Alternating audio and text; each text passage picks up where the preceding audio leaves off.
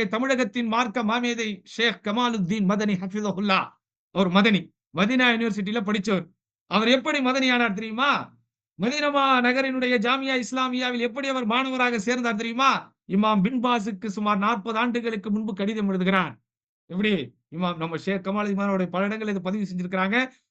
அதாவது ஷிர்க் என்றால் என்ன, தௌஹீத் என்றால் என்ன என்பதை போதிக்காத மிக மோசமான இடங்களில் தான் ஷேக் அவர்கள் தங்களுடைய ஆரம்ப கல்வியை பெறுகிறார். பிறகு சென்னையில் பெரம்பூரிலே உள்ள ஜமாலியா கல்லூரியிலே கல்வி கற்கக்கூடிய ஒரு வாய்ப்பு கிடைக்கிறது. அங்கேயே சில வருடம் பாடமும் நடத்துகிறார். அப்ப அங்க ஷேக் அவர்கள் அரபில ஒரு லெட்டர் எழுதுறாங்க இமாம் பின் பாஸை பற்றி கேள்விப்பட்டு. அந்த கடிதத்திற்கு ஷேக் பின் பாஸ் பதில் கடிதம் எழுதிதான் கமாலுத்தீன் மதனி இன்றைக்கு மதனியாக நம்மோடு இருக்கிறார். தகவலுக்காக சொல்கிறேன். கடிதத்துக்கு பதில் அப்படின்னு சொன்னா பெரிய இடத்துல இருந்து வரக்கூடிய கடிதம், மன்னர் வகையராக்கள் எழுதுற கடிதம், சமூகத்திலே விஐபிகள் எழுதுற கடிதம். No no no. இந்த சமூகத்தின் ஆக சாதாரண யார் என்னவென்றே தெரியாத ஒருவர் கடிதம் எழுதினாலும் அந்த கடிதத்திற்கும் மின் அப்துல் அசீஸ் இப்னு அப்துல்லா பின் பாஸ் அப்படின்னு அவருடைய பெயர் போட்டு பதில் எழுதக்கூடிய பழக்கம் இமாம் பின் பாஸுக்கு இருந்திருக்கிறது. அதன் விளைவு இன்றைக்கு தமிழகத்தின் ஒரு மாபெரும் மார்க் அறிஞரை நாம் பெற்றிருக்கிறோம். அல்ஹம்துலில்லாஹ்.